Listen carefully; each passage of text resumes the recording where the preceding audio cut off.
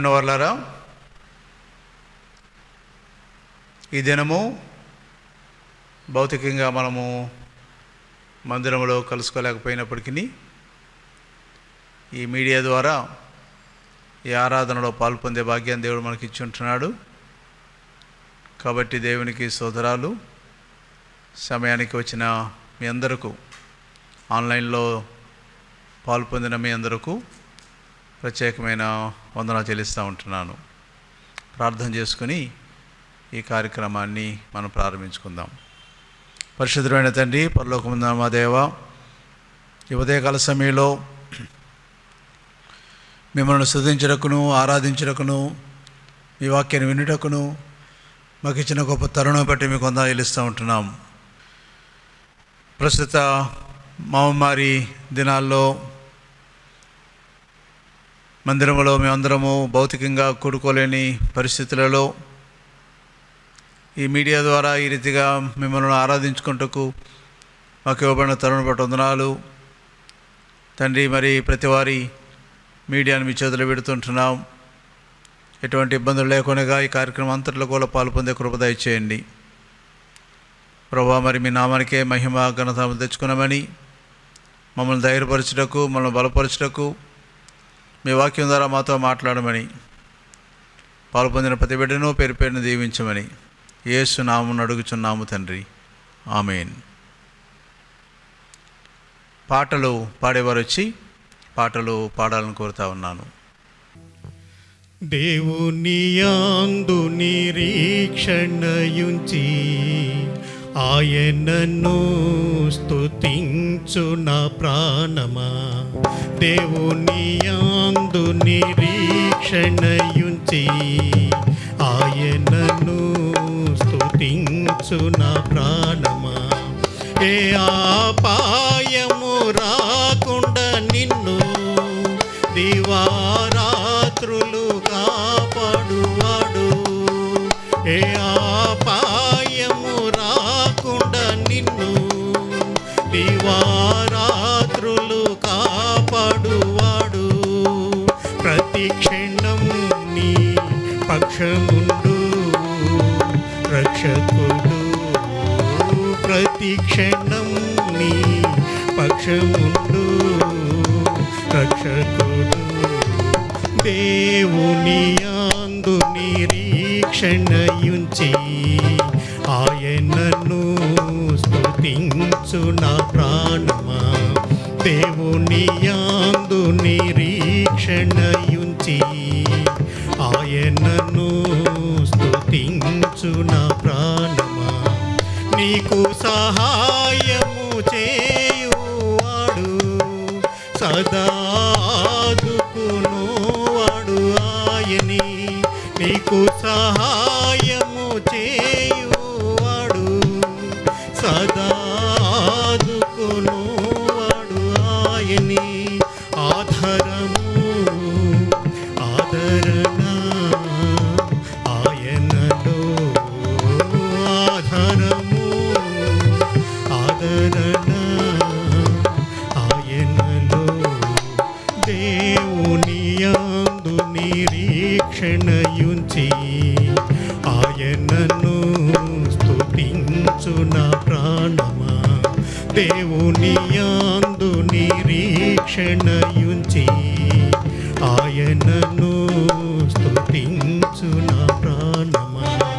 తల్లి తన బిడ్డను మరచినను మరువడు నీ దేవుడు నిన్ను. తల్లి తన బిడ్డను మరచినను మరువడు నీ దేవుడు నిన్ను. తల్లి కన్నా తండ్రి కన్నా ఉత్తముడు. తల్లి కన్నా తండ్రి కన్నా ఉత్తముడు. దేవుని యందు నిరీక్షణయుంచి ఆయనను స్తుతించు నా ప్రాణమా. దేవుని యందు నిరీక్షణయుంచి ఆయనను స్తుతించు నా ప్రాణమా. నీకు విరోధముగా రూపించిన ఏ విధాయుధమును వర్ధిల్లదు. నీకు విరోధముగా రూపించిన ఏ విధాయుధమును వర్ధిల్లదు. శత్రువులు మిత్రులుగా మారుదురు. శత్రువులు మిత్రులుగా మారుదురు.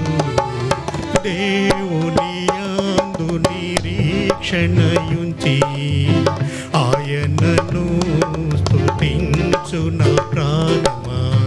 దేవుని యందు నిరీక్షణయుంచి ఆయనను స్తుతించు నా ప్రాణమా. స్తుతి మహిమలు నీకే ప్రభు, నిత్యము నిన్నే కొనియాడెదా. స్తుతి మహిమలు నీకే ప్రభు, నిత్యము నిన్నే కొనియాడెదా. హల్లెలూయా హల్లెలూయా హల్లెలూయా హల్లెలూయా హల్లెలూయా హల్లెలూయా. దేవుని యందు నిరీక్షణయుంచి ఆయనను స్తుతించు నా ప్రాణమా. దేవుని యందు నిరీక్షణయుంచి ఆయనను స్తుతించు నా ప్రాణమా. ఈ దినం సదా నా యేసుకే సొంతం. నా నాథుని ప్రసన్నత నా తోడు నడుచును. ఈ దినం సదా నా యేసుకే సొంతం. నా నాథుని ప్రసన్నత నా తోడు నడుచును. రానున్న కాలము కలత నివ్వదు. రానున్న కాలము కలత నివ్వదు. నా మంచి కాపరి సదా నన్ను నడుపును. మా మంచి కాపరి సదా మమ్ము నడుపును. ఈ దినం సదా నా యేసుకే సొంతం. నా నాథుని ప్రసన్నత నా తోడు నడుచును. ఈ దినం సదా నా యేసుకే సొంతం. నా నాథుని ప్రసన్నత నా తోడు నడుచును. ఎడారులు లోయలు ఎదురు వచ్చిన ఎన్నడెవరు నడువని బాట అయినను. ఎడారులు లోయలు ఎదురు వచ్చిన ఎన్నడెవరు నడువని బాట అయినను. వెరువదెన్నడైనను నాదు హృదయము. వెరువదెన్నడైనను నాదు హృదయము. గాయపడిన యేసు పాదం ముందు నడిచెను. గాయపడిన యేసు పాదం ముందు నడిచెను. ఈ దినం సదా నా యేసుకే సొంతం. నా నాథుని ప్రసన్నత నా తోడు నడుచును. ఈ దినం సదా నా యేసుకే సొంతం. నా నాథుని ప్రసన్నత నా తోడు నడుచును. ప్రవాహం ఓలె శోధకుండు ఎదురు వచ్చిన యుద్ధకేక నా నోట యేసు నామమే. ప్రవాహం ఓలె శోధకుండు ఎదురు వచ్చిన యుద్ధకేక నా నోట యేసు నామమే. విరోధమైన ఆయుధాలు ఏం వర్ధిల్లవు. విరోధమైన ఆయుధాలు ఏం వర్ధిల్లవు. యెహోవా నిస్సియే నాదు విజయము. యెహోవా నిస్సియే నాదు విజయము. ఈ దినం యేసుకే సొంతం. నా నాథుని ప్రసన్నత నా తోడు నడుచును. ఈ దినం సదా నా యేసుకే సొంతం. నా నాథుని ప్రసన్నత నా తోడు నడుచును. రానున్న కాలము కలతనివ్వదు. రానున్న కాలము కలతనివ్వదు. నా మంచి కాపరి సదా నన్ను నడుపును. మా మంచి కాపరి సదా మమ్ము నడుపును. ఈ దినం సదా నా యేసుకే సొంతం. నా నాథుని ప్రసన్నత నా తోడు నడుచును. ఈ దినం సదా నా యేసుకే సొంతం. నా నాథుని ప్రసన్నత నా తోడు నడుచును. నా నాథుని ప్రసన్నత నా తోడు నడుచును. ఆరాధనకు యోగ్యుడా నిత్యము స్తుతించెదను. నీ మేలులను మరువకనే ఎల్లప్పుడు స్తుతి పాడెదను. ఆరాధనకు యోగ్యుడా నిత్యము స్తుతించెదను. నీ మేలులను మరువకనే ఎల్లప్పుడు స్తుతి పాడెదను. ఆరాధనా ఆరాధనా ఆరాధనా ఆరాధనా నీ మేలులకై ఆరాధనా నీ దీవెనకై ఆరాధనా నీ మేలులకై ఆరాధనా నీ దీవెనకై ఆరాధనా ఆరాధనా ఆరాధనా ఆరాధనా దినమెల్ల నీ చేతులు చాపి నీ కౌగిలిలో కాపాడుచుంటివే. దినమెల్ల నీ చేతులు చాపి నీ కౌగిలిలో కాపాడుచుంటివే. నీ ప్రేమ నీ జాలి నీ కరుణకై నా పూర్ణ హృదయముతో సన్నుతించెదన్. నీ ప్రేమ నీ జాలి నీ కరుణకై నా పూర్ణ హృదయముతో సన్నుతించెదన్. ఆరాధనా ఆరాధనా ఆరాధనా ఆరాధనా నీ ప్రేమకై ఆరాధనా నీ జాలికై ఆరాధనా నీ ప్రేమకై ఆరాధనా నీ జాలికై ఆరాధనా ఆరాధనా ఆరాధనా ఆరాధనా ధనవంతులుగా చేయుటకు దారిద్రతను అనుభవించినావు. ధనవంతులుగా చేయుటకు దారిద్రతను అనుభవించినావు.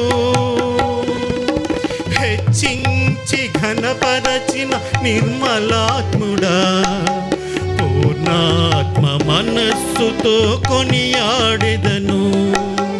హెచ్చించి ఘనపరచిన నిర్మలాత్ముడా పూర్ణాత్మ మనస్సుతో కొనియాడెదను.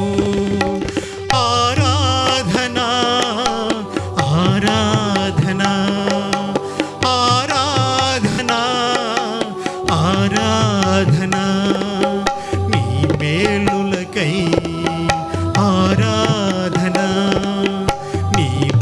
దీవెనకై ఆరాధన, నీ కృప కొరకై ఆరాధన, ఈ స్థితి కొరకై ఆరాధన, ఆరాధన, ఆరాధన, ఆరాధన, ఆరాధన, ఆరాధనకు యోగ్యుడా, నిత్యము స్తుతించెదను, నీ మేలులను మరువకనే ఎల్లప్పుడు స్తుతి పాడెదను. ఆరాధనకు యోగ్యుడా, నిత్యము స్తుతించెదను, నీ మేలులను మరువకనే ఎల్లప్పుడు స్తుతి పాడెదను. ఆరాధన, ఆరాధన, ఆరాధన, ఆరాధన, నీ మేలులకై ఆరాధన, నీ దీవెనకై ఆరాధన, నీ మేలులకై ఆరాధన, నీ దీవెనకై ఆరాధన, ఆరాధన, ఆరాధన, ఆరాధన, ఆరాధన. ప్రభునామానికి స్తోత్రం అండి. మీ అందరికీ కూడా నా హృదయపూర్వక అభివందనాలు తెలియజేస్తున్నాను. ఈ సమయంలో ఆరాధన నిమిత్తము పరిశుద్ధ గ్రంథములో నుండి కీర్తనల గ్రంథము దావీదు రచించినటువంటి 32వ సంకీర్తన చదువుకుందామండి. తన అతిక్రమములకు పరిహారము నొందినవాడు, తన పాపమునకు ప్రాయశ్చిత్తము నొందినవాడు ధన్యుడు. యెహోవా చేత నిర్దోషి అని ఎంచబడినవాడు, ఆత్మలో కపటము లేనివాడు ధన్యుడు. నేను మౌనునై ఉండగా దినమంతయు నేను చేసిన నా ఆర్తధ్వని వలన నా ఎముకలు క్షీణించినవి. దివారాత్రులు నీ చెయ్యి నా మీద బరువుగా ఉండెను. నా సారము వేసవి కాలమున ఎండినట్టాయెను. నా దోషమును కప్పుకొనక నీ ఎదుట నా పాపమును ఒప్పుకొంటిని. యెహోవా సన్నిధిని నా అతిక్రమమును ఒప్పుకొందును అనుకొంటిని. నీవు నా పాపదోషములను పరిహరించి ఉన్నావు. కావున నీ దర్శన కాలమందు భక్తి గల వారందరూ నిన్ను ప్రార్థన చేయుదురు. విస్తార జల ప్రవాహములు పొరలి వచ్చినను నిశ్చయముగా అవి వారి మీదికి రావు. నాకు దాగుచోటు నీవే. శ్రమలో నుండి నీవు నన్ను రక్షించదవు. విమోచన గానముతో నీవు నన్ను ఆవరించదవు. నీకు ఉపదేశము చేసేదను. నీవు నడవలసిన మార్గము నీకు బోధించేదను. నీ మీద దృష్టి ఉంచి నీకు ఆలోచన చెప్పెదను. బుద్ధి జ్ఞానములు లేని గుర్రము వలెనైనను కంచర గాడిద వలెనైనను మీరు ఉండకుడి.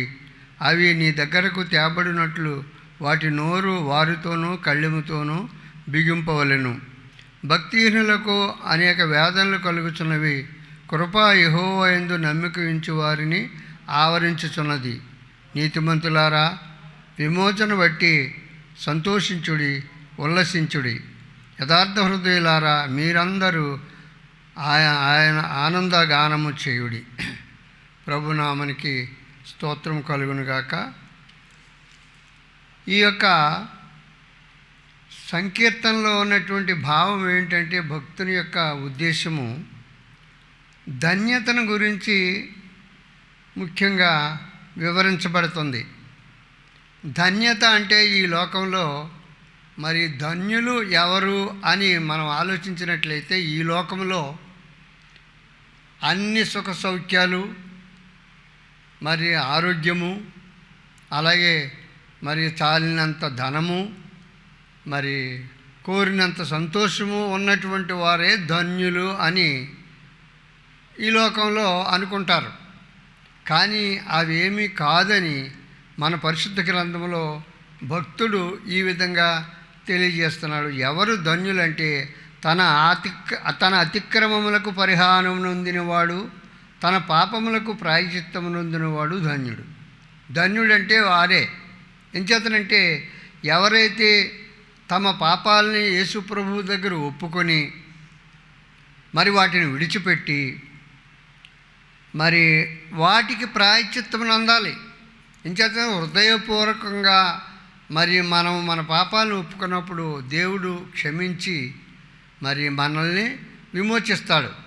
అంచేతనే కదా యేసు ప్రభు వారు ఈ లోకంలోనికి మరి నరునిగా మరి రావగలిగటానికి అవకాశం ఏర్పడింది. ఎంచేతనంటే మరి పశువుల యొక్క రక్తం కానీ మరి లేకపోతే పక్షుల యొక్క రక్తం వల్ల కానీ మరి అది పాప క్షమాపణ జరగదు. నిరపరాధి అయినటువంటి వ్యక్తి యొక్క రక్తము చిందించబడితేనే పాప క్షమాపణ జరుగుతుందని మన పూర్వీకులు మరి తెలియజేశారు. ఎంచేతనంటే వారు ఆత్మతో నడిపింపబడ్డారు కనుక ఆ విధంగా తెలియజేశారు. యేసు ప్రభు వారి యొక్క జన్మం గురించి తెలియపరచబడ్డది. యేసు ప్రభు వారు మరి మానవేచ్ఛల వలన జన్మించలేదు. ఎంచేతనంటే మానవునికి మరి జన్మ పాపం ఉన్నది. ఆదిలోనే మరి దేవుడు నియమించినటువంటి కట్టలను విధులను ఆచరించకుండా ఆజ్ఞను అతిక్రమించి పాపాన్ని కొని తెచ్చుకున్నాడు. గనుకనే మరి ఆదాము యొక్క సంతతి ఈ ప్రపంచంలో ఉన్న ప్రతి వ్యక్తి కూడా. గనుక మరి భార్యాభర్తల కలయిక వలన జన్మించినటువంటి వారి యొక్క రక్తము వలన శుద్ధి కలగదు. కానీ మరి యేసుప్రభు వారైతే పరిశుద్ధాత్మ ద్వారా మరి కన్య అయిన మరియ గర్భమునందు ఉద్భవించారు. కనుక ఆయన రక్తమే చిందించబడాలి. అది దేవుని ఉద్దేశము, దేవుని తలంపు. ఎంచేతనంటే దేవుడు లోకమును ఎంతో ప్రేమించెను గనుక ఆయన తన అద్వితీయ కుమారునిగా పుట్టిన వాని యందు విశ్వాసముంచు ప్రతి వారును నిత్య జీవము పొందుదురు. కాబట్టి ఆ యేసుప్రభు వారి దగ్గర మన అతిక్రమాలను ఒప్పుకున్నట్లయితే మరి మన పాపాలని ఒప్పుకొని విడిచిపెట్టినట్టు ప్రాయశ్చిత్తం పొందాలి. విడిచిపెట్టి ప్రాయశ్చిత్తం పొందాలంటే మరలా వాటి జోలికి మనం వెళ్ళకూడదు. అట్టి వ్యక్తి ఎవరైతే ఉన్నారంటే వాళ్ళే ధన్యులు.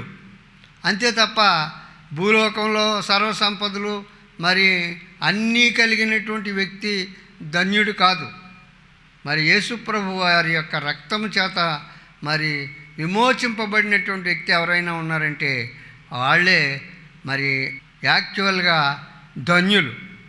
కనుక మరి రోమీయులకు పరిశుద్ధాత్మతో ద్వారా పౌలు తెలియజేసినటువంటి విషయాల్ని మనం 4వ అధ్యాయం రోమా 4వ అధ్యాయము 7వ వచనం ఒకసారి మనం గమనించినట్లయితే, ఎలాగనగా ఎవరి అక్రమములు క్షమింపబడినో ఎవరి పాపములు కప్పివేయబడినో వారు ధన్యులు. ఇక్కడ మరి పౌలు భక్తుడు సంఘానికి రోమా సంఘానికి తెలియజేస్తున్నటువంటి విషయం ఏంటంటే, మీ ధన్యులు ఎవరయ్యా అని అంటే ఎవరి యొక్క అక్రమములు క్షమింపబడినో. అంటే ఈ భూలోకంలో ఉన్న ప్రతి వ్యక్తి అక్రమాలతోనే ఉంటున్నాడు, సక్రమైన మార్గంలో నడవడం లేదు. అది కాకుండా జన్మపాపం ఉన్నది. గనుక ఎవరి పాపములు కప్పివేయబడినో వారు ధన్యులు. వారి పాపాలు కప్పివేయబడాలి అని అంటే మరి దేవుని చేత నిర్దోషి అని తీర్చబడాలి. దేవుని చేత నిర్దోషి అని తీర్చబడడానికి మన పాపాలని మనం ఒప్పుకొని వాటిని విడిచిపెట్టి ఇక ముందు ఆ యొక్క ఆ పాపాలు ఏమైతే ఉన్నాయో వాటిని దేవుడే నేను జ్ఞాపకం చేసుకొని అంటున్నాడు. నీ పాపాలను నేను నా వీపు మీద వేసుకుంటాను అంటున్నాడు. అంటే అవి కనిపించవన్నమాట. ఇంకా మరి అటువంటి వాటిని మరలా మనం అవలంబించకుండా ఉంటూ దైవభక్తిని చేసుకుంటూ మరి దేవుడిచ్చినటువంటి ఆజ్ఞ మీరు సర్వలోకానికి వెళ్ళి సర్వలోకానికి సువార్తను ప్రకటించండి అని తెలియజేశాడు. కనుక మనకు ఉన్నటువంటి అవకాశాలను బట్టి, మనకున్నటువంటి మరి ఏవైతే ఉన్నాయో వాటన్నిటిని బట్టి ఏ పరిస్థితిలో మనం ఉంటే ఆ పరిస్థితిలోనే ఆయన్ని ఆరాధించాలి, ఆయన స్తుతించాలి, ఆయన గురించి ప్రకటన చెయ్యాలి. ముఖ్యంగా మన సాక్ష్యమే ఎదుటి వ్యక్తికి చెప్పినట్లయితే, అయ్యా నేను పూర్వం అలాగ ఉండేవాడిని ఇలాగ ఉండేవాడిని, కానీ యేసుప్రభు రక్తం ద్వారా మరి నా పాపాలను ఒప్పుకొని ఆయన సన్నిధిలో విడిచిపెట్టేశాను కనుక ఆయన రక్షించడం ద్వారా నేను రక్షించబడ్డాను గనుక మరి ఆ యేసు ప్రభువుని మీరు నమ్ముకోవాలి అనేటటువంటి మరి విధానంలో మన సాక్ష్యం తెలియజేసినట్లయితే ఆ సాక్ష్యం అన్నటువంటి ప్రతి వ్యక్తి కూడా మరి ఆహా అవును రైటే అని ఇచ్చేస్తారు. రెండోది ఏంటంటే మన ప్రవర్తనను బట్టి కూడా ఎదుటివారు దేవుణ్ణి అంగీకరించడానికి అవకాశం ఏర్పడుతుంది. మన ప్రవర్తన ఎలాగున్నది, ఇంతకుముందు ఎలాగుండేది, మన బంధువులు, మన స్నేహితులు, మనకి మరి సంబంధించినటువంటి వ్యక్తులు మన ప్రవర్తన మొదటి నుంచి ఎలాగుండేదో వాళ్ళందరికీ తెలుసు, ఇప్పుడు ఎలాగున్నదో కూడా తెలుసు. కనుక పూర్వం అలాగుండేవాడు. మరి పౌలు సాక్ష్యం కూడా అదే కదా, పూర్వం నేను దోషకుడును, హింసకుడును, హానికరుడను, ఈ త్రోవలో వెళ్తున్నటువంటి వారిని మరి బంధించి హింసించి మరి వారిని మరణానికి కూడా అప్పచెప్పడానికి కారకుండా అయ్యేవాడిని. కానీ ఇప్పుడు దేవుని చేత పట్టబడిన వాడనై ఆయన పరిశుద్ధ నామమును మరి తెలియజేయు నిమిత్తము నేను సువార్తను ప్రకటిస్తున్నాను అని ఆయా సంఘాల్లో ఆయన సాక్ష్యం ఇచ్చారు. కాబట్టి ప్రియమైనటువంటి దేవుని బిడ్డలారా, మన సాక్ష్యం కూడా ఆ ప్రకారంగానే ఉండాలని మరి పరిశుద్ధాత్మ యొక్క ఉద్దేశము, తలంపు. అలాగే మరి యోహాను సువార్త 1వ అధ్యాయం 29వ వచనంలో మరి బాప్తిస్మం ఇచ్చి యోహాను యేసు ప్రభు తన దగ్గరికి బాప్తిస్మం పొందటానికి వస్తున్న ఆ విషయాన్ని గ్రహించి, ఇదిగో లోక పాపములను మోసుకొని పోవు దేవుని గొర్రెపిల్ల. ఇంచేత గొర్రెపిల్ల ఏ విధంగా అయితే మరి వధింపబడి ఆ రక్తం చిందిస్తారో అలాగే ఈ లోకపాపాలన్నిటినీ కూడా ఒకేసారి మరి ఆయన శిలువ మీద మోస్తాడు, ఆయన శిలువ రక్తం ద్వారా విమోచిస్తాడు అనేటటువంటి విషయాన్ని బయలుపరచబడ్డానికే మరి యోహాను గారు ఈ విషయాన్ని యేసు ప్రభువుని గురించి తెలియపరిచారు. తర్వాత ఇంకా ఏంటంటే కీర్తనలు 144వ అధ్యాయం 15వ వచనంలో ఏమని ఉన్నదంటే, యెహోవా తమకు దేవుడుగా గలవారు ధన్యులు. కాబట్టి మనమందరం కూడా మరి యెహోవాయే దేవుడని, యేసు ప్రభు ద్వారానే రక్షణ కలిగిందని ఆయననే ఆరాధిస్తూ ఆయన్నే స్తుతిస్తూ ఉన్నట్లయితే అది ధన్యత. అంతేగాని మరి మరొకటి ఏది కూడా ధన్యత కదా. మనం కలిగి ఉంటే దేవుడు ఇచ్చిన దాన్ని బట్టి కలిగి ఉండొచ్చు, కలిగి ఉన్నంత మాత్రాన ధన్యులం కాదు.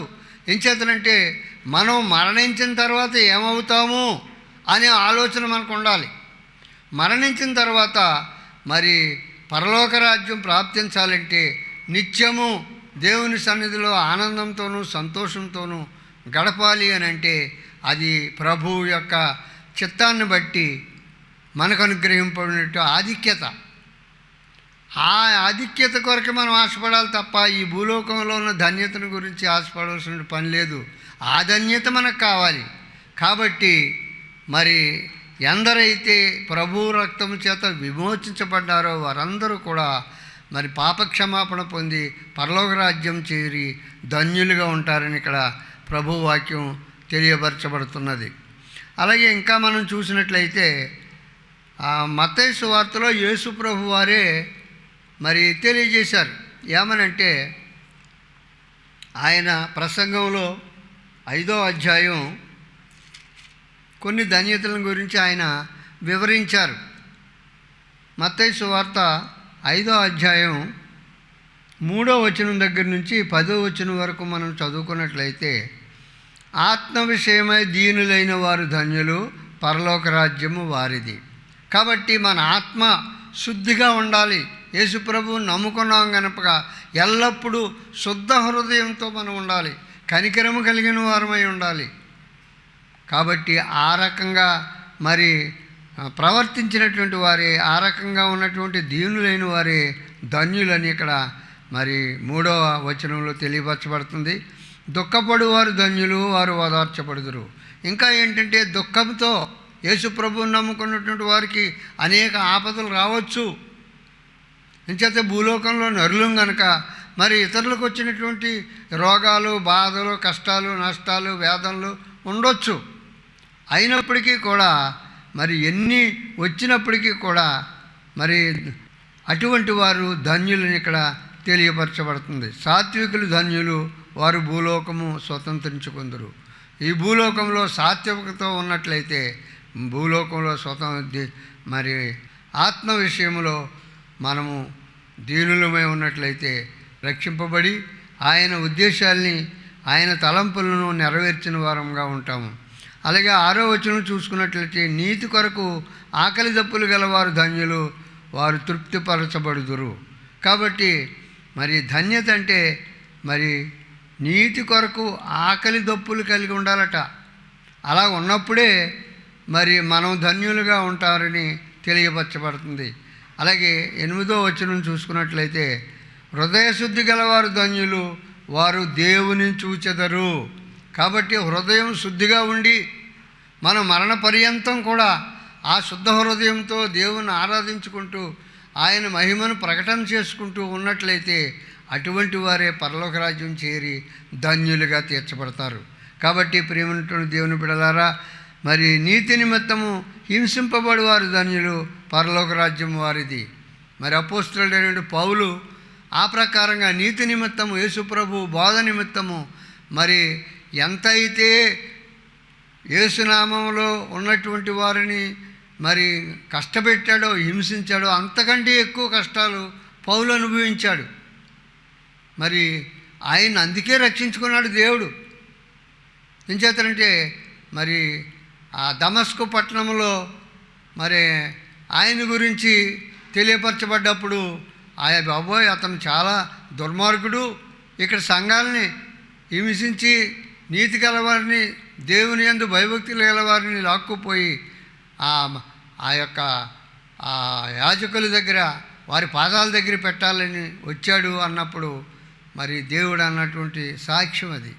అతనిని నా కొరకు వాడుకుంటాను, నా పనిముట్టిగా వాడుకుంటాను అని మరి పరిశుద్ధాత్ముడు మరి తెలియజేసిన రీతిగా మరి ఆ ప్రకారంగా పౌలు గారు మరి అనేక నిందలు భరించారు, అనేక హింసలు పడ్డారు, అనేకమైనటువంటి ప్రమాదాల్లో చిక్కుకున్నారు, ఖైదులో వేయబడ్డారు.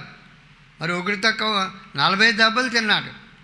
ఇవన్నీ కూడా హింసలన్నీ అనుభవించాడు ఆయన. అయినప్పటికీ కూడా తన పరుగును కడ వరకు తుదముట్టించుకున్నట్లుగా సాక్ష్యం ఇచ్చాడు. కాబట్టి ప్రియమైనటువంటి దేవుని బిడ్డలారా, మనం అందరం కూడా మరి ధన్యులుగా ఉండాలి అని అంటే యేసు ప్రభువు చెప్పినటువంటి ఈ విషయాలన్నిటినీ మనం కలిగి ఉన్నట్లయితే తప్పకుండా మనం పరలోక రాజ్యంలో ధన్యులుగా మన ఆ శాశ్వత జీవితాన్ని, అంటే పరలోక రాజ్యంలో మరి మహిమ రాజ్యంలో ఉండి మనం ఎల్లప్పుడూ సంతోషిస్తూ ఆనందిస్తూ ఆయన్ని ఘనపరుస్తూ మరి దేవదూతలతో సహా యెహోవా పరిశుద్ధుడు పరిశుద్ధుడు పరిశుద్ధుడు అని ప్రతిగానాలు చేసుకుంటూ మరి మనం ఉండగలము. అట్టి ధన్యత మనకి ప్రభువారు కలగజేయునుగాక. ఈ కొద్ది మాటలు దేవుడు దీవించునుగాక. నీ వాక్యమే నన్ను బ్రతికించెను, బాధలలో నెమ్మదినిచ్చెను. నీ వాక్యమే నన్ను బ్రతికించెను, బాధలలో నెమ్మదినిచ్చెను. కృపాశక్తి దయాశక్తి సంపూర్ణుడా, వాక్యమై ఉన్న యేసు వందనమయ్యా. కృపా శక్తి సంపూర్ణుడా, వాక్యమై ఉన్న యేసు వందనమయ్యా. నీ వాక్యమే నన్ను బ్రతికించెను, బాధలలో నెమ్మదినిచ్చెను. నీ వాక్యమే నన్ను బ్రతికించెను, బాధలలో నెమ్మదినిచ్చెను. చిగటగల ఊపి నుండి లేవనెత్తెను, సమతల మగు బండపై నన్ను నిలిపెను. చిగటగల ఊపి నుండి లేవనెత్తెను, సమతల మగు బండపై నన్ను నిలిపెను. నా పాదములకు దీపమాయెను, నా పాదములకు దీపమాయెను. సత్యమైన మార్గములో నడుపుచుండెను, సత్యమైన మార్గములో నడుపుచుండెను. నీ వాక్యమే నన్ను బ్రతికించెను, బాధలలో నెమ్మదినిచ్చెను. నీ వాక్యమే నన్ను బ్రతికించెను, బాధలలో నెమ్మదినిచ్చెను. శత్రువులను ఎదుర్కొనే సర్వాంగ కవచమై యుద్ధమునకు సిద్ధ మనసు ఇచ్చుచున్నది. శత్రువులను ఎదుర్కొనే సర్వాంగ కవచమై యుద్ధమునకు సిద్ధ మనసు ఇచ్చుచున్నది. అపవాది వేయుచున్న అగ్ని బాణములను, అపవాది వేయుచున్న అగ్ని బాణములను ఖడ్గము వలె అడ్డుకుని ఆర్పివేయుచున్నది. ఖడ్గము వలె అడ్డుకుని ఆర్పివేయుచున్నది. నీ వాక్యమే నన్ను బ్రతికించెను, బాధలలో నెమ్మదినిచ్చెను. నీ వాక్యమే నన్ను బ్రతికించెను, బాధలలో నెమ్మదినిచ్చెను. పాల వంటిది జుంటె తేనె వంటిది, నా జిహ్వకు మహామధురమైనది. పాల వంటిది జుంటె తేనె వంటిది, నా జిహ్వకు మహామధురమైనది.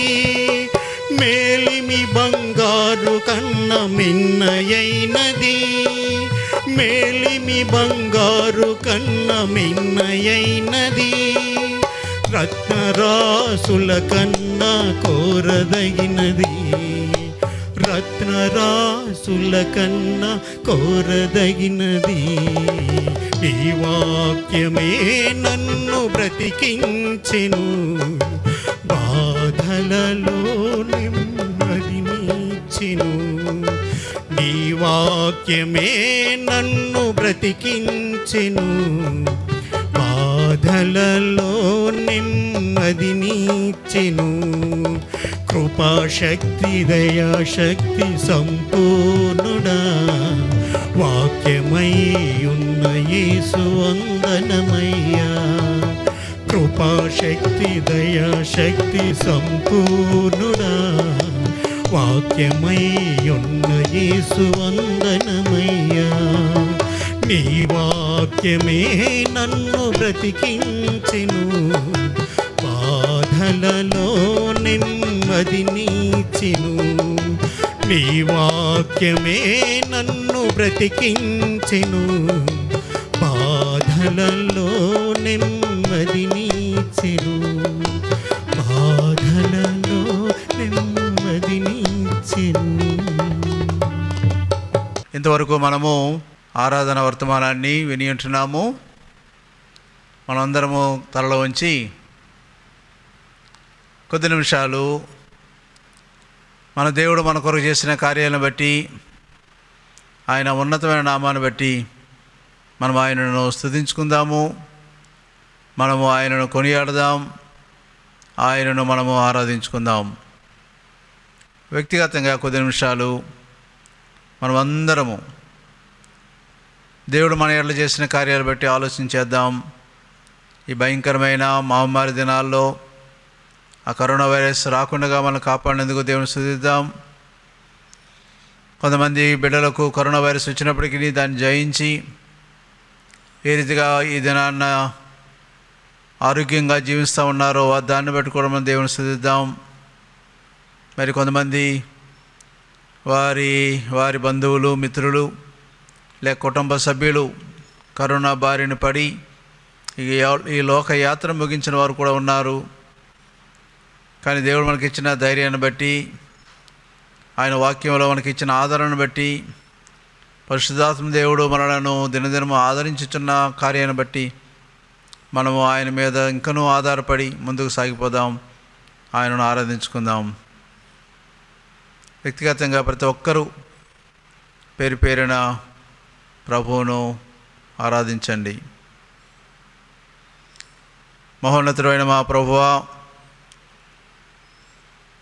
నా ప్రాణం యెహోవాను సన్నిధించుము, ఆయన చేసిన ఉపకారములలో దేనిని మరొకమని కీర్తనాకారుడు సెలవిచ్చినట్లుగా మరొకసారి మేము ఆరాధించడానికి వినిన మేము మిమ్మల్ని ఆరాధించుటకును, స్తుతించుటకును, కీర్తించుటకును మాకు ఇవ్వబడిన తరుణం బట్టి ఇలుస్తుంటున్నాం.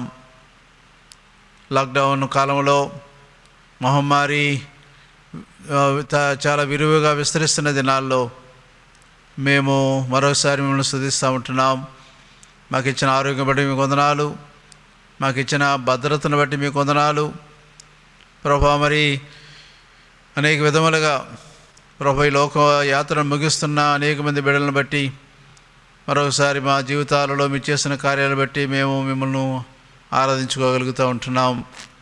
కొంతమంది బిడ్డలైతే కరోనా బారిన పడి హాస్పిటల్ వరకు కూడా వెళ్ళి తిరిగి క్షేమముగా మీ యొక్క ఆరోగ్యాన్ని కలిగిన వారై ఈ దినాన్న వారు మేము స్తుతిస్తుంటుండగా వారిని బట్టి నిలుస్తుంటున్నాం ప్రభా. మరి కొంతమంది బిడ్డలు వారి జీవితాల్లో వారి కుటుంబంలోని సభ్యులను కానీ, వారి యొక్క బంధువులను కానీ, మిత్రులను కానీ పోగొట్టుకున్న కారణాన దుఃఖంలో ఉంటున్నారు. వారిని కూడా ప్రభా మీరు ఆదరిస్తున్నందుకు వందనాలు. పరిశుద్ధాత్మ దేవా, మీరు ఆదరణకర్త అని మరోసారి వారి జీవితాల్లో బలపరుస్తున్నందుకు వందనాలు ఇస్తుంటున్నాం. మీ ఉన్నతమైన నామాన్ని బట్టి మీకు వందనాలు, మీ అత్యున్నతమైన నామాన్ని బట్టి మీకు వందనాలు, మీ సార్వభౌమత్వాన్ని బట్టి మీకు వందనాలు ఇస్తుంటున్నాం. ఓ దేవా, మీరు గొప్ప దేవుడు కనుక మీకు వందనాలు. ఈ ఆరాధన అంతట్లో ఉండి నడిపించినందుకు వందనాలు చెల్లిస్తూ ఇంకా జరగబోయే కార్యక్రమం మీరు నడిపించమని యేసుక్రీస్తు నామమున అడుగుచున్నాము తండ్రి, ఆమేన్.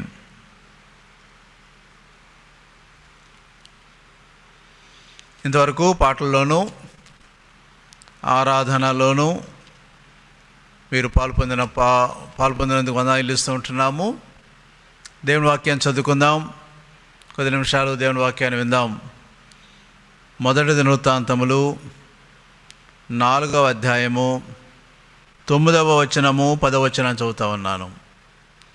దినవృత్తాంతములు మొదటి గ్రంథము 4వ అధ్యాయము 9వ వచనము 10వ వచనం. యబ్బేజు తన సహోదరుల కంటే ఘనము పొందినవాడై యుండెను. వేదనపడి అతని కంటినని అతని తల్లి అతనికి యబ్బేజు అని పేరు పెట్టెను.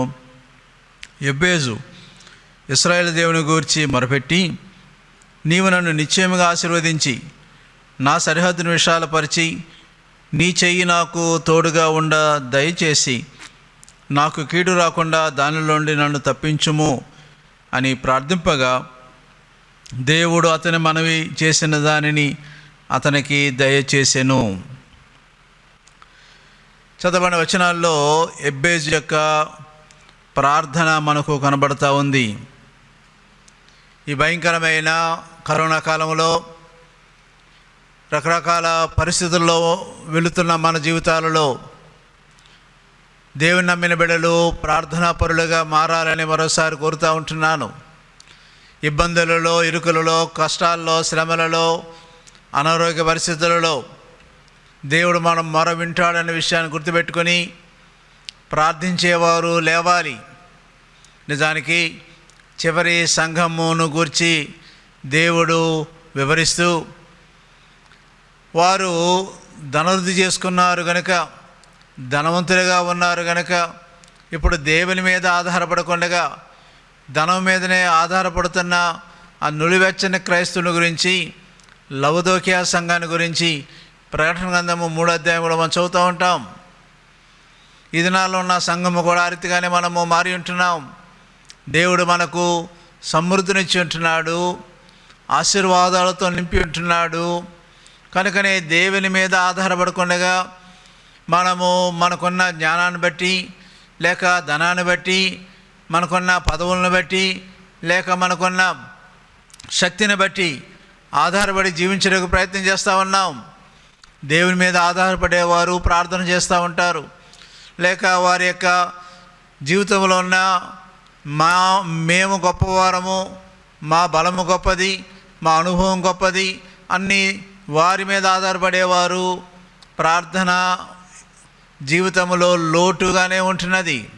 ఈ రోజున క్రైస్తవ సంఘాలలో క్రైస్తవులు, విశ్వాసులు అనుదినము నిండిపోతూ ఉన్నాం. ప్రతి ఆదివారము ఖాళీ లేకుండా కూర్చుంటా ఉన్నాం. దేవుని మీద ఆధారపడేవారు తగ్గిపోతూ ఉన్నారు, దేవునికి మొరపెట్టేవారు తగ్గిపోతూ ఉంటున్నారు.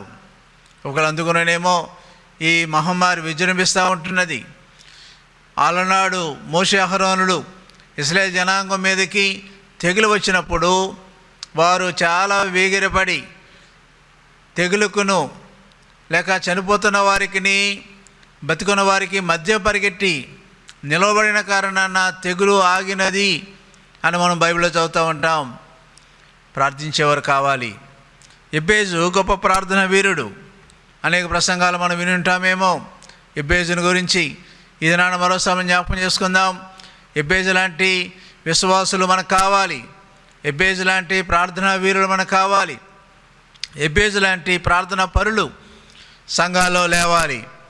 ఈ రోజున ఆన్లైన్లో రకరకాల పరిచయం మనం చూస్తూ ఉన్నాం, రకరకాల బోధలు మనం వింటూ ఉన్నాం.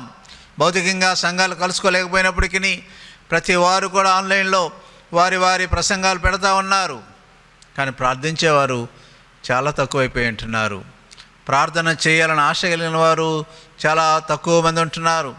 నిజానికి ఈ కరోనా కాలంలో లాక్డౌన్ వేళ పనులు కూడా చాలామంది వెళ్ళలేని పరిస్థితులలో ఇంటి దగ్గర చాలా ఖాళీ సమయం ఉంటున్నది. అయినప్పటికీ ప్రార్థించే వీరులుగా మనం ఉంటా ఉన్నామా? దినవృత్తాంతాల గ్రంథం మొదటి గ్రంథాన్ని ఎజ్రా రాశాడని చెప్తూ ఉంటారు. ఎక్కువగా ఈ మొదటి దినవృత్తాంతాల గ్రంథంలో వంశావళిల గురించి రాయబడి ఉంటున్నాయి. అనేక మంది పేర్లు ఇందులో కనబడుతూ ఉంటాయి. పలానవారు కననాడు, పలానవారి పిల్లలు, పలానవారని మొత్తం ఈ పుస్తకంలో ఎక్కువ శాతము వారి గురించే కనబడుతూ ఉంది. జనాభా లెక్కల గురించి రాయబడి ఉంటున్నాయి. దేవుని బిడ్డల యొక్క వంశావళి గురించి రాయబడి ఉంటున్నాయి. ఈ వంశావళిలో మధ్యలో ఒక వచనము ఎబ్బేజు గురించి, తన ప్రార్థనా జీవితాన్ని గురించి వివరించబడినట్టుగా మనకు కనబడుతూ ఉంటున్నది. దేవుని పుస్తకములో ఆయన బిడ్డలను ఆయన జ్ఞాపకం చేసుకునేవాడు, పేర్లతో సహా రాసేవాడు. ఇది నన్ను కూడా నీవు ఎవరో ఆయన ఎరిగిన వాడే, తన యొక్క హస్తాలలో నేను లిఖించుకున్నానని కూడా వాగ్దానం మనం చదువుతూ ఉంటాం. తన బిడ్డలను ఆయన ఎరిగినవాడు. లాజరు, దరిద్రుని లాజరు, ధనవంతుని యొక్క సంఘటనలో దేవుని ఎరిగిన లాజరు పేరు రాయబడింది, కానీ దేవుని ఎరగని ధనవంతుడి పేరు రాయబడలేదు. ఈరోజు నీవు దేవుని బిడ్డవైతే నీవు దేవుని యందు ఆనందించాలి. ఎందుకంటే దేవుడు నిన్ను ఎరిగినవాడు. నీ యొక్క పేరు జీవ గ్రంథములో రాయబడి ఉంటున్నది. నీ యొక్క పేరు ఆయన ఎరిగినవాడు. అనేక సందర్భాలలో ఆయన పేరుతో మనలను పిలిచేవాడు అన్న విషయాన్ని మనము గుర్తుపెట్టుకొనవలసిన వారమేంటున్నాం. వంశావళి రాయబడిన సందర్భంలో మధ్యలో ఆయన చేసిన పనిని కూడా వివరించినట్టుగా ఎజ్రా రాసినట్టుగా మనం చూస్తూ ఉంటున్నాం. ఎవరు ఎబ్బేజు? నిజానికి ఎబ్బేజు చేసిన పనులను బట్టి, దేవుడి మీద ఆధారపడిన ఆధారాన్ని బట్టి ఒక ఊరు పేరే ఎబ్బేజుగా పిలువబడి ఉంటున్నది. చూడండి, 2వ అధ్యాయము 1 దినవృత్తాంతములు 2వ అధ్యాయము 55వ వచనము.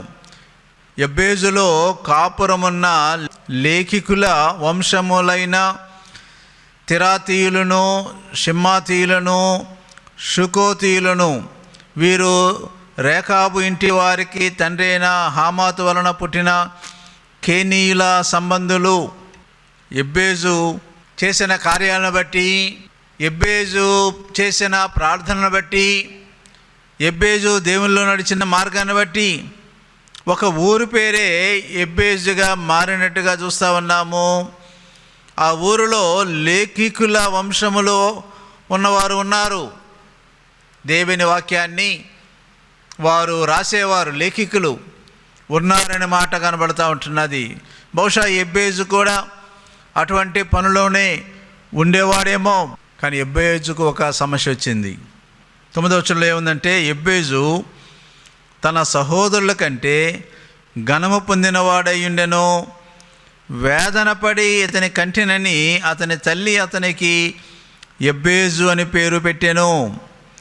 వేదన పడి ఇతనిని కంటినని అతని తల్లి అతనికి ఎబ్బేజు అని పేరు పెట్టెను. ఇప్పుడు అతనికి ఉన్న ఒక సమస్య ఏంటంటే, తన పేరు, చాలామంది మంచి మంచి పేర్లు పెట్టుకుంటూ ఉంటారు. కానీ ఇప్పుడు తల్లి వేదన పడి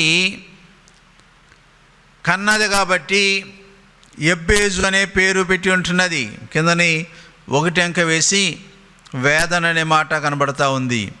ఎందుకు వేదన పడిందో మనకు తెలియదు, కానీ బహుశా కంట ఉన్నప్పుడు ఇబ్బంది పడిందేమో, లేక అనుకోనని గర్భం ధరించిన కారణాన బాధపడుతూ కన్నదేమో, లేక చుట్టూ ఉన్న పరిస్థితులు, వేదనకర పరిస్థితులు ఉన్న కారణాన ఈ బిడ్డను ఎలాగ పెంచాలని ఆర్థిక సమస్యలను బట్టి అనుకుంటూ ఆ పేరు పెట్టిందేమో, లేక ఇప్పుడు లాంటి భయంకర రోగ సంబంధమైన కార్యాలు అక్కడ ఉన్నప్పుడు వేదన పడుతూ ఆమె బిడ్డను కన్నదేమో. ఏదేమైనా ఎబ్బేజును కన్నప్పుడు తల్లి ఆయనకు నేను వేదన పడి కన్నాను కనుక వేదన పుత్రుడని ఎబ్బేజు అని పేరు పెట్టినట్టుగా మనము చూస్తూ ఉంటున్నాం. బైబిల్లో మరొక ఉదాహరణ మనం చూడగలం. ఆదికాండం 35వ అధ్యాయంలో యాకోబు తన యొక్క సంతానము ప్రయాణమై వస్తా ఉన్నప్పుడు తాను ప్రేమించిన భార్య బిడ్డను కంట ఇబ్బంది పడింది. 35వ అధ్యాయము 16వ వచనంలో అక్కడ రాయబడినప్పుడు, రాహేలు ప్రసవించుచు ప్రసవ వేదనతో ప్రయాసపడెను. ఆమె ప్రయాసపడుచున్నప్పుడు మంత్రసాని ఆమెతో భయపడకము, ఇదియు నీకు కుమారుడనని చెప్పెను. ఆమె మృతి పొందెను. ప్రాణం పోచుండగా ఆమె అతని పేరు బెనోని అనెను. అతని తండ్రి అతనికి బెన్యామీను అని పేరు పెట్టెను. బెనోని అంటే దుఃఖపుత్రుడు, బెన్యామీన్ అంటే కుడి చేతి పుత్రుడు. తల్లేమో దుఃఖపుత్రుడు అని పేరు పెట్టింది, కానీ తండ్రి ఏమో బెన్యామీను, నా కుడి చేతి పుత్రుడు. ఈరోజు పరిస్థితులను బట్టి ఆ రోజుల్లో పేర్లు పెట్టేవారు. ఎబ్బేజు తన తల్లి వేదనతో కనిన కారణాన ఆయనకు ఎబ్బేజు అని పేరు పెట్టినట్టుగా చూస్తూ ఉంటున్నాం. ఒకవేళ ఆ పేరు పెట్టిన కారణాన తను పెద్దవాడవుతున్న సమయంలో ఆ పేరుని బట్టి స్నేహితులు కానీ తోటివారు కానీ కొంచెం హేళన చేసేవారేమో, ఆయనను తృణీకరించిన వారు ఉన్నారేమో. దాన్ని బట్టి ఇతనికి ఇంకా వేదన పెరుగుతూ ఉంది.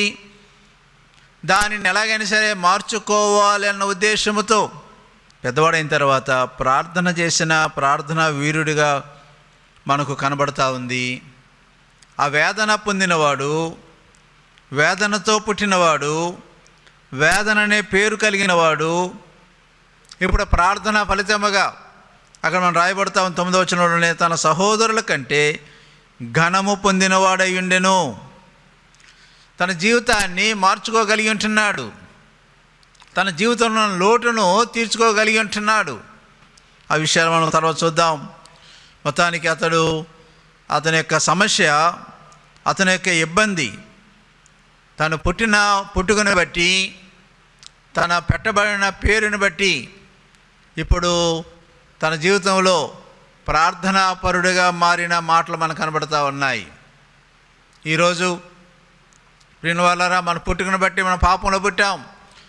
పుట్టుకను బట్టి మన పాపం మనల్ని వేలుతూ ఉంటున్నది. పుట్టుకను బట్టి దేవునికి దూరం అయిపోతూ ఉంటున్నాం. దేవుడు మనకిచ్చిన గొప్ప ఆహ్వానాన్ని బట్టి, ఆయన చేసిన గొప్ప సిలువలో చేసిన కార్యాన్ని బట్టి మనం ఆయన దగ్గరకు రాగలిగిన వారంగా ఉన్నాము. వచ్చి మన జీవితాలను మార్చుకోగలిగిన వారంగా ఉండాలని ఈ ఎబ్బేజు జీవితాన్ని బట్టి మనము ప్రోత్సహించబడవలసిన వారమై ఉంటున్నాం. ఎబ్బేజు తనకున్న వేదనను బట్టి, తనకున్న తృణీకారాన్ని బట్టి, తనకున్న ఆ సమస్యలను బట్టి కృంగిపోలేదు, కానీ దానిలో నుండి బయటపడుటకు గొప్ప ప్రార్థన చేసినట్టుగా మనం చూస్తూ ఉంటున్నాం. ఒకే వచనంలో ప్రార్థన రాయబడి ఉంటున్నది, కానీ అనేక మందికి దీవెనకరంగా, ఆశీర్వాదకరంగా, మాదిరికరంగా ఉన్న విషయాన్ని మనం గుర్తుపెట్టుకోవలసిన వారం వింటున్నాం. ఈ రోజున కరోనా వైరస్ అనే మహమ్మారి మనల్ని వేధిస్తున్న దినాల్లో, భౌతికంగా మన మందిరంలో కూడుకొనలేని దినాల్లో, అనేక మంది ఆ కరోనా వైరస్ ద్వారా బాధపడి ఇబ్బంది పడుతున్న దినాల్లో ప్రభువుని నమ్మిన నీవు, ప్రభు బిడ్డగా ఉన్న నీవు ప్రార్థించే వీరుడిగా మారుతావా? ప్రార్థన యొక్క అవసరతను నీవు గుర్తిస్తావా? ఎబ్బేజు తను వేదన పడుతున్న సమయంలో తన తల్లి తనను బట్టి వేదన పడిన పరిస్థితిని గమనించి, తన పేరుని బట్టి ఒకవేళ తృణీకరించిన వారిని బట్టి బాధపడుతున్న సమయంలో ఆ సమస్య అంతా కూడా తనను కృంగజేయలేదు, కానీ ఆ సమస్యను ప్రభు దగ్గరకు తీసుకువెళ్ళేటకు ఇష్టపడి ఉంటున్నాడు. ఆ సమస్య ప్రభు చేతిలో పెట్టి అతను ఎలాగా సహోదరులందరికంటే ఘనమైన వాడుగా మారి ఉంటున్నాడో ఇక్కడ మనము గమనించవలసిన వారం వింటున్నాం. తన ప్రార్థనా జీవితంలో 10వ వచనం రాస్తూ ఉన్నాడు, ఎబ్బేజు ఇశ్రాయేలీయుల దేవుని గూర్చి మొరపెట్టి, ఇశ్రాయేలీయుల దేవుని గురించి మొరపెట్టి తన యొక్క సమస్యతో కృంగిపోలేదు, కానీ ఇశ్రాయేలు దేవుడైన ఆ దేవుని వైపు చూచినట్టుగా చూస్తూ ఉన్నాం. ఇశ్రాయేలు అనే పేరుకు ముందు ఇశ్రాయేలుకు యాకోబు అని పేరు ఉండేది. యాకోబు కూడా తను పుట్టినప్పుడు మోసగాడిగా పేరు పెట్టబడ్డాడు. తన పేరుకి అర్థం అదే, మోసగాడు. ఎందుకంటే అన్నకంటే ముందు రావాలని ప్రయత్నం చేశాడు. మడిమేను అందుకనే పట్టుకున్నవాడు అన్న అర్థం వచ్చే పేరు కూడా అదే ఉంటున్నది. జీవితంలో అనేక మందిని మోసం చేయడానికి ప్రయత్నం చేశాడు. సహోదరుని యొక్క బలహీనతను, ఆకలిని అడ్డంగా పెట్టుకొని జ్యేష్ఠత్వ హక్కును సంపాదించడానికి ప్రయత్నం చేసినవాడు. తండ్రి యొక్క ఆశీర్వాదాలు జ్యేష్ఠుడైన ఏశావుకు వెళ్ళాలి, కానీ యాకోబు దాన్ని మోసపూరితంగా సంపాదించినవాడు. తన దేశం నుండి ఒక రకంగా తరిమివేయబడ్డాడు, పరవాసిగా జీవించాడు. పద్దనరాములో యాకోబు ఎక్కడున్నప్పటికీ చాలా తెలివిగా వ్యవహరించిన వాడుగా మనకు కనబడతా ఉన్నాడు. ఎలాగైనా సరే ఇతరుల కంటే పై స్థాయికి వెళ్ళిపోవాలన్నట్టుగా భావించాడు. కానీ తిరిగి మార్గంలో తన దేశానికి వస్తూ ఉన్నప్పుడు దేవునిని సంధించినట్టుగా మనం చూస్తూ ఉన్నాం. దేవునితో పోరాడి గెలిచిన వాడిని ఇశ్రాయేలు అని పేరు పెట్టబడినదన్న విషయం మనం గుర్తించుకోవలసిన వారం వింటున్నాం. ఎబ్బేజు దేవునికి మొరపెడతా ఉన్నాడు. మన సమస్యల్లో, మన బాధల్లో కృంగిపోకూడదు, కానీ మనం దేవుని వైపు చూడవలసిన వారం ఏంటున్నాం. ఒకవేళ భర్త ఈ లోకమును వదిలిపెట్టినా, తండ్రి మన ఈ లోకాన్ని వదిలిపెట్టినా, లేక మన బంధువులు ఈ లోకాన్ని వదిలిపెట్టినా, లేక ఎటువంటి ఇబ్బందుల్లో మనం ఉంటున్నా, పనులు లేక ఆర్థిక సమస్యల్లో కృంగిపోతా ఉన్నా, లేక ఇతరులతో కలుసుకోలేని సమయంలో ఒంటరితనములో మనం ఉంటా ఉన్నా, ప్రియమైన వాళ్ళారా, మనము కృంగిపోకూడదు, కానీ దేవుని వైపు చూచుట మనం నేర్చుకోవాలి. ఎబ్బేజు అదే చేసినట్టుగా మనం చూస్తూ ఉంటున్నాం. ఎబ్బేజు అదే చేసి ఉంటున్నాడు, దేవుని వైపు చూచి ఉంటున్నాడు. ఇశ్రాయేలు దేవుని గురించి మొరపెట్టి ప్రార్థన యొక్క అవసరతను మనం ఈ దినాన్ని గుర్తించాలి. ప్రార్థన యొక్క విలువను మనం ఈ దినాన్ని గుర్తించాలి. ప్రార్థన యొక్క ఔన్నత్యాన్ని మనం ఈ దినాన్ని గుర్తించాలి. కొన్ని లక్షల మంది ఈ లోకంలో ఇబ్బందులు పడుతూ ఉన్నారు. ప్రతిరోజు మన దేశంలో కొన్ని వేల మంది మరణిస్తూ ఉన్నారు కరోనాతో. హాస్పిటల్లో బెడ్స్ అనేవి ఖాళీ లేకుండా ఉన్నాయి. చాలా ఇబ్బందుల్లో అనేక మంది జీవిస్తూ ఉన్నారు. మరి సౌఖ్యంగా ఉన్న నీవు ప్రార్థన చేటుకు పూనుకుంటావా, లేక ఇబ్బందుల్లోన నీవు నీ సమస్యను చూడకొనగా నిన్ను రక్షించిన దేవుని వైపు నువ్వు చూచుటకు ఇష్టపడతావా? ఎబ్బేజుకి ప్రార్థన చూద్దాం. మొదటగా ఆ 10వ వచనంలో రాస్తా ఉన్నాడు, నీవు నన్ను నిశ్చయముగా ఆశీర్వదించి నా సరిహద్దును విశాలపరిచి నీ చెయ్యి నాకు తోడుగా ఉండా దయచేసి నాకు కీడు రాకుండా దానిలో నుండి నన్ను తప్పించుము అని ప్రార్థింపగా, ఎబ్బేజుకు ఉద్దేశము తను కృంగిపోకూడదని అనుకున్నాడు. తన పేరుని బట్టి తాను ఇతరుల ద్వారా మరి హీనపరచబడకూడదని అనుకున్నాడు. సహోదరులతో ఉన్న వ్యాజ్యాన్ని బట్టి కృంగిపోయిన పరిస్థితులలో ఇప్పుడు ప్రార్థనా జీవితాన్ని బట్టి అందరికంటే, సహోదరులందరికంటే ఘనము పొందినవాడుగా మారాడు అంటే ఈ ప్రార్థనా జీవితమే తనను పైకి తీసుకొచ్చినట్టుగా చూస్తూ ఉంటున్నాం. నీవు నన్ను నిశ్చయముగా ఆశీర్వదించి. ఈరోజు దేవుని యొక్క సహాయంతోనే మనం ఆశీర్వదించబడగలము. ఆశీర్వాదము అంటే ఈ రోజుల్లో ప్రాస్పరిటీ గాస్పెల్ అని బోధలు బోధించేవారు చాలామంది ఉన్నారు. దేవుని నమ్ముకుంటే నీకు అంత మేలు జరుగుతుంది. దేవుని నమ్ముకుంటే నీ ఇల్లు కట్టుకుంటావు, దేవుని నమ్ముకుంటే నీ కారులు వస్తాయి, దేవుని నమ్ముకుంటే పెద్ద ఉద్యోగం వస్తుంది, దేవుని నమ్ముకుంటే కొన్ని లక్షల రూపాయల ఆదాయం వస్తుంది అన్నట్టుగా అంత భౌతికమైన భూ సంబంధమైన ఆశీర్వాదాల గురించే మాట్లాడేవారు ఈ లోకం కనబడుతూ ఉన్నారు. నిజానికి మనము ఆత్మ సంబంధమైన ఆశీర్వాదాన్ని కోరుకోవాలి. నన్ను ఆశీర్వదించి అనగా మనం జ్ఞానంలో ఆశ్రయించబడాలి, అండర్స్టాండింగ్లో ఆశ్రయించబడాలి, తగ్గింపు జీవితంలో ఆశ్రయించబడాలి, ఓర్పులో ఆశ్రయించబడాలి, ఇతరులను ప్రేమించట్లో ఆశ్రయించబడాలి, సంతోషం కలిగి ఉండేట్లో ఆశ్రయించబడాలి. కష్టాల్లో ఇబ్బందులు ఉన్న ఫిలిప్పీ సంఘం రాశాడు, మీరు ఆనందించండి, మరలా చెప్తా ఉన్నాను ప్రభువునందు ఆనందించనని పౌలు వారు రాసి ఉంటున్నాడు. ఈరోజు భౌతికమైన విషయాల కోసం ఆలోచన చేస్తూ ఉన్నాం, కానీ ఆత్మ సంబంధం విషయాల కోసం మనం ఆలోచన చేస్తూ ఉన్నామా? నన్ను ఆశీర్వదించండి అని ఎబ్బేజు ప్రార్థన చేసినట్టుగా చూస్తూ ఉంటున్నాం. ఇంకా దేవుని పనిని ఘనంగా చేయుటకు ఆశ్రయించబడాలి. దేవుడు మనకి ఇచ్చిన తలాంతులను మనం ఇంకా ఘనంగా వాడుకొనుటకు మనము ఆశ్రయించబడాలి. దానికి తగిన జ్ఞానం మనకు కావాలి, దానికి తగిన అండర్స్టాండింగ్ మనకు కావాలి, దానికి తగిన నేర్పు మనకు కావాలి, దానికి తగిన దేవుని యొక్క సహాయం మనకు కావాలి. ఈరోజు ఏ ఆశీర్వాదం కోసం మనం కనిపెడతా ఉంటున్నాం? మనకు వచ్చిన కష్టాలు ఏదైనా సరే దానిలో దేవుడు ఏ ఆశీర్వాదం మనకు దాచించాడో మనం దాన్ని వెతుకుట కోసం ముందుకు సాగాలి. కానీ ఆ శ్రమను బట్టి, కష్టాన్ని బట్టి, బాధను బట్టి, మరణాన్ని బట్టి దుఃఖపడి మనము కృంగిపోకూడదు. నీవు నన్ను ఆశీర్వదించి. ఈరోజు ఏ ఆశీర్వాదం కోరుకుంటా ఉన్నాం? దేవుని ఆశీర్వాదం మనకు కావాలి. భౌతికమైన ఆశీర్వాదం కాదు కావలసినది. భౌతికమైన దీవెన దేవుడు ఇచ్చేవాడే, కానీ మొదట మనము దేవుని ఆశీర్వాదము, ఆధ్యాత్మిక ఆశీర్వాదాలు మనం కోరుకోవలసిన వారం ఏంటున్నాం. తర్వాత రెండవది ఏమంటున్నాడంటే, నా సరిహద్దును విశాలపరిచి ఎదిగే వారంగా మనం ఉండాలి, ఇతరులకు ఉపయోగపడే వారంగా ఉండాలి.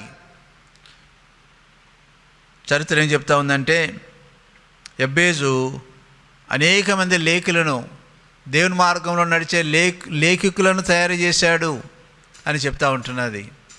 ఈ రోజున మనము ఎంతమందికి ఉపయోగపడే వారంగా ఉంటున్నాం? నా సరిహద్దును విశాలపరిచి దేవుని కొరకు వాడబడే వారంగా ఉండాలి, దేవుని కొరకు అనేకులను సంపాదించే వారంగా ఉండాలి. ఒంటరిగా ఉన్న గోధుమ గింజ భూమిలో పాతిపెట్టబడి చనిపోతే కొన్ని వేల గోధుమ గింజలు ఎలాగైతే ఇస్తా ఉందో, నీవు నేను భౌతికంగా మరణించి, అనగా శరీర సంబంధంగా మరణించి ఆత్మ సంబంధమైన ఫలాలు అనేకమైన ఫలించే వారంగా అభివృద్ధి పరచబడవలసిన వారమై ఉంటున్నాం.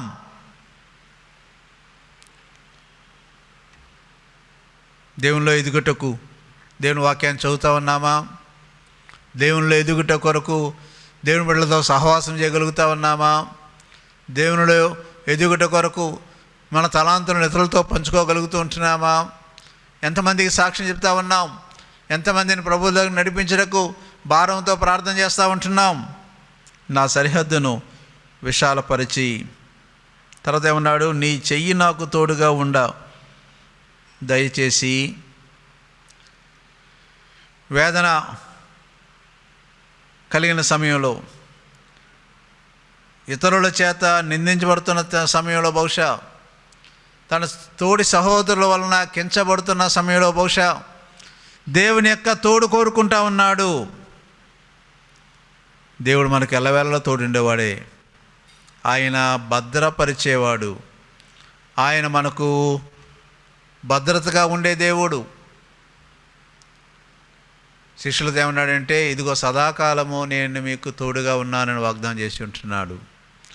125 కీర్తనలు ఏం రాసి ఉంటున్నాడంటే, ఏ వాగ్దానం ఇచ్చి ఉంటున్నాడంటే, యెరూషలేము చుట్టూ పర్వతములు ఎలాగైతే భద్రత కలిగేస్తూ ఉన్నాయో, అలాగే నేను నా ప్రజల చుట్టూనే ఉన్నాను.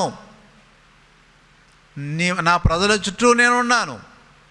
యెహోవా భయభక్తులు గల వారి చుట్టూ ఆయన దూత కావులండి భద్రపరుస్తూ ఉంది, నడిపిస్తూ ఉందన్న మాటలు మనకు కనబడుతూ ఉన్నాయి. ప్రియుని వాళ్ళారా, దేవుడు మనలను భద్రపరిచేవాడే. ఈ కరోనా కాలంలో, ఈ వైరస్ కాలంలో బయటకు వెళితేనే ఎంతో ఇబ్బందికరమైన పరిస్థితులు ఉన్నాయని వింటున్న దినాల్లో 1 కాదు 2 మాస్కులు వేసుకున్న వారు మనకు కనబడుతూ ఉన్నారు. వేసుకోమని చెప్తా ఉన్నారు. బయట మరొక ఫేస్ షీల్డ్ కూడా పెట్టుకోమని చెప్తా ఉన్నారు. బయటకు వెళ్ళి లోపలికి వస్తే స్నానం చేయమని చెప్తా ఉంటున్నారు. చాలా ఇబ్బందిగా పరిశ్రమ ఉంటున్నాం. తగిన జాగ్రత్తలు తీసుకోకపోతే కరోనా బారిన పడి బయటకు రాలేని వారు అనేక మంది మనకు కనబడుతూ ఉంటున్నారు. కానీ దేవునికి భద్రత మనకు కావాలి. ఆయన మనకు ఎల్లవేళలా తోడుగా ఉండే దేవుడు, ఎల్లవేళలా మనం భద్రపరిచే దేవుడు. తన బిడ్డల ఎడల తన శ్రద్ధ కలిగిన వాడు, తన బిడ్డలను ఆయన పోషించేవాడు, తన బిడ్డలకు ఎటువంటి లోటు రాకుండా చూసుకునేవాడు. యెబ్బేజు అదే ప్రార్థన చేస్తూ ఉన్నాడు, నీ చెయ్యి నాకు తోడుగా ఉండనిమ్ము. బైబిల్ అనేక వాగ్దానాలు ఉంటున్నాయి. ఆయన కుడి చెయ్యి మనలను ఆదరించేది, ఆయన దక్షిణ హస్తము మనలను బలపరిచేది, ఆయన కుడి చేయి ద్వారా మనకు ఆశీర్వాదాలు ఉన్నాయి. అటువంటి వాక్యాలు అనేకమైన బైబిల్ మనం చూస్తూ ఉంటున్నాం. 4వది ఏమన్నా అంటే, నాకు కీడు రాకుండా దానిలో నుండి నన్ను తప్పించుము. నాకు కీడు రాకుండా దానిలో నుండి నన్ను తప్పించుము. ఈరోజు కీడు చాలా విధాలుగా మనం వెంటాడుతూ ఉంది. రకరకాల ప్రమాదాలు కలుగుతూ ఉన్నాయి, రకరకాల యాక్సిడెంట్లు కలుగుతూ ఉన్నాయి. ఇంట్లో ఉండి కూడా ఎటువంటి కరోనా బారిన పడకుండా రకరకాల జాగ్రత్తలు తీసుకున్న వారు కూడా కరోనా బారిన పడిన వారు అనేక మంది కనబడుతూ ఉన్నారు ఇదేనా అన్న. కానీ దేవుడిని ప్రార్థన చేస్తూ ఉన్నాడు యెబ్బేజు, నాకు కీడు రాకుండా దాని నుండి నన్ను తప్పించుము. యేసు ప్రభు నేర్పించిన ప్రార్థనలో కూడా కీడు నుండి నన్ను తప్పించుమనే ప్రార్థన శిష్యులకు నేర్పించాడు. ఈరోజు కొన్ని సంఘాల్లో వారు ఆ ప్రార్థనను వల్లిస్తూ ఉంటారు. చివరిలో నిజమే, దేవుడు మనలను కీడు నుండి తప్పించేవాడు, ఆయన బిడలను ఖచ్చితంగా తప్పించేవాడు. కానీ ఆ ప్రార్థనను నీవు చేయగలుగుతూ ఉంటున్నావా? ఆచార పూర్వకమైన ప్రార్థన చేస్తూ ఉంటాం, అలవాటు ప్రార్థన చేస్తూ ఉంటాం. కానీ నిజానికి దేవునితో ఉన్న సంబంధాన్ని కలిగిన వారమై దేవునితో అనుదినము మాట్లాడే ప్రార్థనను కలిగిన వారంగా ఉన్నామా? వేదన పుత్రుడు ఎబ్బేజు ఆ కీడు నుండి తప్పించాలని ప్రార్థన చేస్తూ ఉంటున్నాడు. ఈ రోజున మన ప్రార్థనా జీవితము ఏ రీతిగా ఉంటున్నది? ఆయన మీద ఆధారపడి ప్రార్థన చేసిన వారంగా ఉంటున్నామా? ఆయన మీద ఆధారపడి ప్రార్థన చేస్తున్న బిడలంగా మనం ఉండగలుగుతూ ఉంటున్నామా? తనను దీవించబడాలని, ఆశీర్వించబడాలని ప్రార్థన చేస్తూ ఉన్నాడు. తన సరిహద్దులు విశాలపరచబడాలని ప్రార్థన చేస్తూ ఉంటున్నాడు. దేవుని హస్తం తను తోడుగా ఉండాలని ప్రార్థన చేస్తూ ఉంటున్నాడు.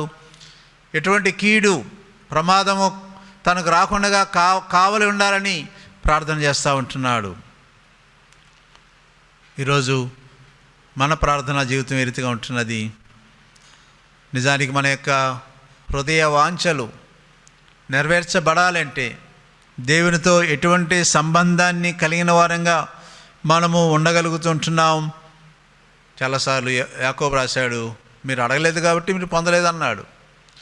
మన ప్రార్థనా జీవితము లోటుగా ఉంది కాబట్టి అనేకమైన వాటిని మనము పొందలేకపోతూ ఉంటున్నాం. ఎబ్బేజు వలె మనము ప్రార్థన చేయాలంటే దేవుడు ఎవరో మనం గుర్తించాలి. దేవుడు ఎటువంటి వాడో మనం గమనించాలి. ఆ దేవుని గుణలక్షణాలను బట్టి మనం ఆయనను ఎల్లవేళలా స్తుతించి ఆరాధించవలసిన వారం ఏంటున్నాం. ఎబ్బేజు వంటి ప్రార్థన జీవితం కలిగి ఉండాలంటే ప్రభు వంటి జీవితం నాకు కావాలని ఆశ మనకు ఉండాలి. ఎబ్బేజు లాంటి ప్రార్థన జీవితం కలిగి ఉండాలంటే ప్రభు యొక్క శక్తి మీద మనం ఆధారపడి నడుచుకుంటూ ప్రయత్నం చేయాలి. ఎబ్బేజు వంటి ప్రార్థన జీవితం కలిగి ఉండాలంటే దేవుడు మనల్ని కాపాడేవాడు, భద్రపరిచేవాడు నమ్మిక మనము కలిగి ఉండవలసిన వారం వింటున్నాం. ఈరోజు ఎబ్బేజు లాంటి ప్రార్థన జీవితాన్ని కలిగిన వారంగా ఉంటున్నామా? ఎబ్బేజు లాంటి ప్రార్థన జీవితాన్ని కలిగి ఉండవలసిన వారం వింటున్నాం. 1 యోహాను పత్రికలో 5వ అధ్యాయము 14వ వచనంలో యోహాను ఈ మాట రాసి ఉంటున్నాడు, ఆయనను బట్టి మనకు కలిగిన ధైర్యం ఏదనగా ఆయన చిత్తానుసారంగా మనం ఏది అడిగినను ఆయన మన మనవి ఆలకించునన్నదియే. ఆయన చిత్తానుసారంగా మనం ఏది అడిగినా సరే ఆయన మన మనవి ఆలకించేవాడు.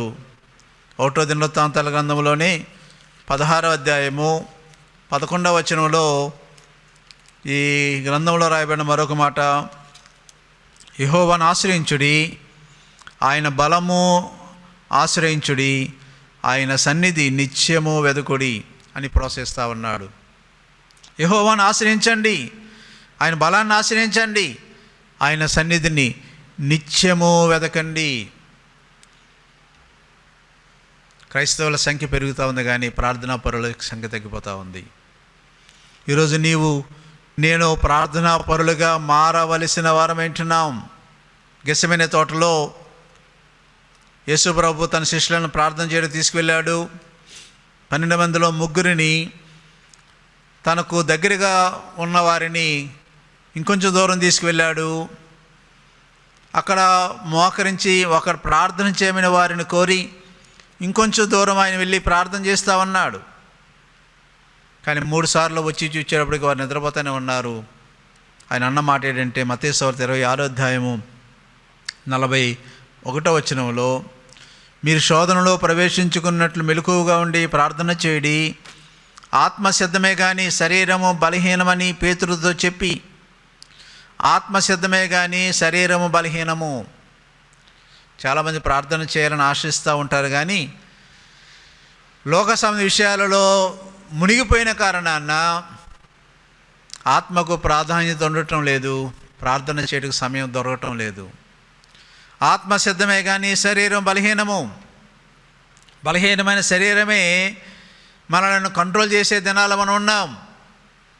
కానీ ఈ దినాన్ని మనం ప్రార్థించే వీరులుగా ఉండవలసిన వారం వింటున్నాం. అందుకని మన శరీరాలను సజీవయాగంగా సమర్పించుకొని లోక మర్యాదలో నడుచుకోకుండా దేవుని చిత్తములో నడుచుకోవాలని ఆయన కోరి ఉంటున్నాడు. కొలసీ సంఘానికి ఒక హెచ్చరిక ఇచ్చి ఉంటున్నాడు. కొలసీ పత్రిక 4వ అధ్యాయము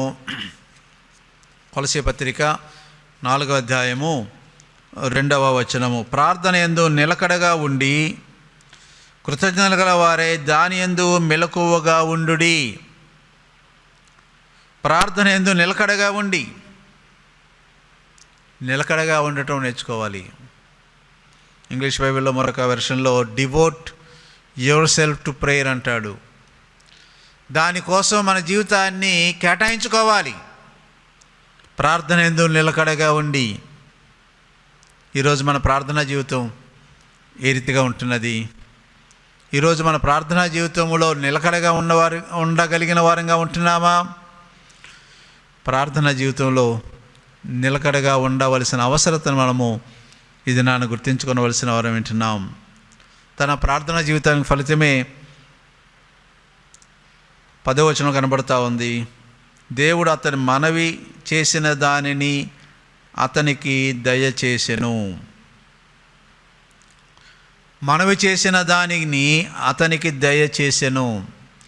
దేవుడు అతని ప్రార్థన విని ఉంటున్నాడు. ఏదైతే కోరి ఉంటున్నాడో దానిని ఆయనకి ఇచ్చినట్టుగా చూస్తూ ఉన్నాం. అందుకనే తన సహోదరులందరికంటే ఘనము పొందినవాడై ఉండిన మాట కనబడతా ఉంది. దేవుని యొక్క కృప తనకు తోడై ఉంది. దేవుని యొక్క గొప్పతనాన్ని బట్టి తన ప్రార్థన విని ఆయనకు దయచేసి ఉంటున్నాడు. ఇప్పుడు దేవుని యొక్క ప్రార్థన ఫలితంగానే తనను ఘనము పొందినవాడిగా మార్చి ఉంటున్నాడు. అంతకుముందు వేదన పొందిన జీవితాన్ని బట్టి కృంగబడిన స్థితిలో తనను హింసించి లేక అతనిని తక్కువ వాడిగా చూచిన జీవితాన్ని కలిగిన వాడిగా ఉన్న అతను ఇప్పుడు తన స్థానాన్ని మెరుగుపరుచుకున్నవాడిగా కనబడతా ఉన్నాడు.